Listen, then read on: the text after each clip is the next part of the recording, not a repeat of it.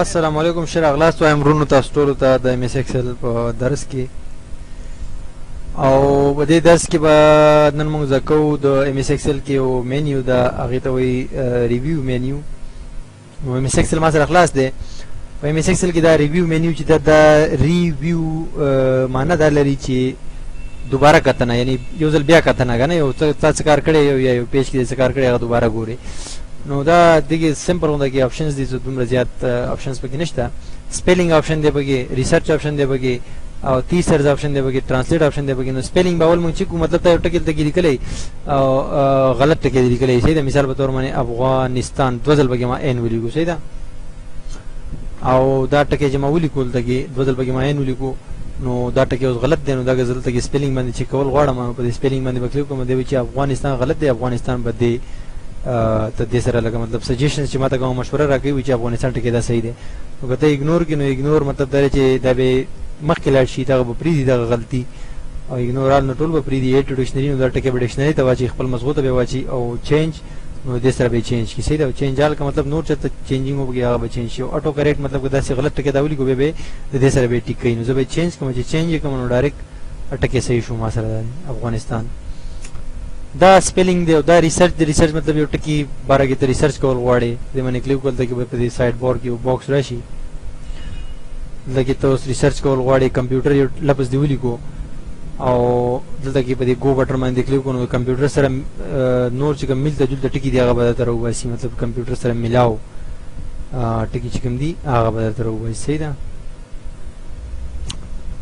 دم دومره نه استعمالېږي. دین علاوه دا کمنټ آپشن دی. کمنټ مطلب تبصره کول، په یو ځکه په یو خانه باندې یا یو رینج باندې تبصره کول. په دې باندې کلیک وکړئ، دلته کې به ورکوټ او دغه باکس راشي. اچھا چې دا کمپیوټر چې چا په نوم رجسټری دا نوم براغلی راشي، ولاندې به کمنټ ولیکي this is a simple comment. کمنټ یې په دې خانه کې ورته نشان راغی، دلته کې یو کمنټ شوی دی، تبصره یو ځکه تبصره مبصره وشي. نیو دلته کې بل کمنټ this is another comment. بل ځای کې کمنټ کول غواړي my comment.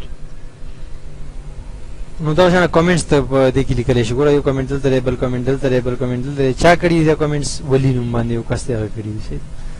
به دا کمنټ نیکسټ پریویس تراشي، پریویس دلته دی وي، او نیکسټ کمنټ چې کوم دی نو نیکسټ دغه دی، دغه نه بعد نیکسټ دا دی. دا څنګه پریویس ک ډیلیټ کول غواړي دغه ډیلیټ شو، صحیح ده. اوس پریویس تراشه دا بل ډیلیټ کول غواړي حاجی. اوس شو هایټ نه مطلب دی چې شو کمنټ هایټ کمنټس که هایټ کول غواړي نو هایټ بشي، او که شو کول غواړي شو بشي، صحیح ده. ټول په یو ځای شو شي، په دې چک لري ټول بغیب شي.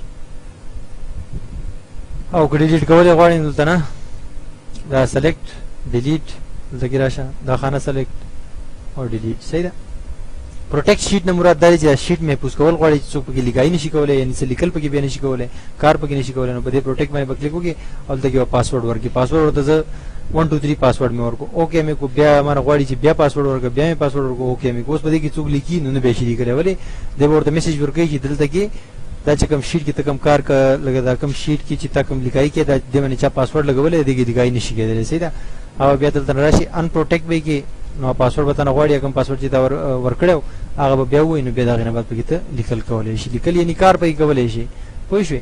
همدغه رنګ ته دا پروټیکټ کا پاسورډ ورکا، پاسورډ یعنی یو چابي، او هغه بیا ورکې نو بیا پکې څو لیکل نشي کولای. او کو واپس یې ختمول غواړي ته دلته کې راشه ان پروټیکټ کا. او کو چرته ته غواړي چې دا فایل چې کوم دی چې څوک بالکل خلاص نه کی، او چې خلاصي په ټیم کې ورته پاسورډ راشي، دا چې کله ته سیو کې دغه دی افیس بٹن ته براشو او سیو باندې وکلیک وکړو، صحیح ده. چې کله ته سیو کې نو په دغه ټیم کې یو څه آپشن دی دلته کې لیکل دی ګوره ټولز، په ټولز کې چې ورشي او جنرال آپشن باندې کلیک وکړي نو پاسورډ ټو اوپن دی کې یو آپشن دی پاسورډ ټو اوپن، په دې کې ورته پاسورډ ورکا، اوکې. او یو ځل به بیا ورکې ری انټر کنه چې دوباره ورکې چې مطلب موږ ته پته ولې ته خامخا داسې غواړي.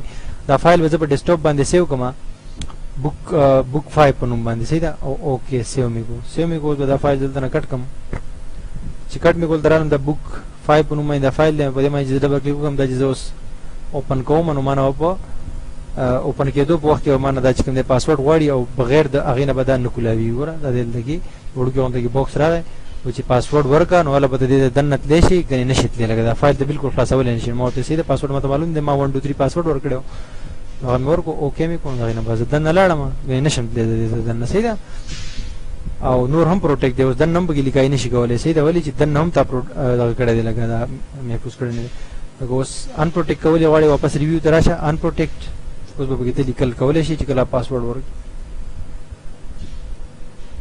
دا زه امید لرم چې تاسو به دا ټیوټوریال خوښ شوی وي پر روانه ویډیو کې موږ ویو مینیو ګورو او د ویو نه بعد به چې کوم دی موږ دا د ایم ایس ایکسل چې کوم زموږ درس دی دا به پای ته رسي او د دې نه بعد چې کوم مطلب دا د مینیوز درسونه دا پای ته ورسېږي د هغې نه بعد موږ فارمولا سټارټ کوو به تاسو ته فارمولاز ښیم د الله په امان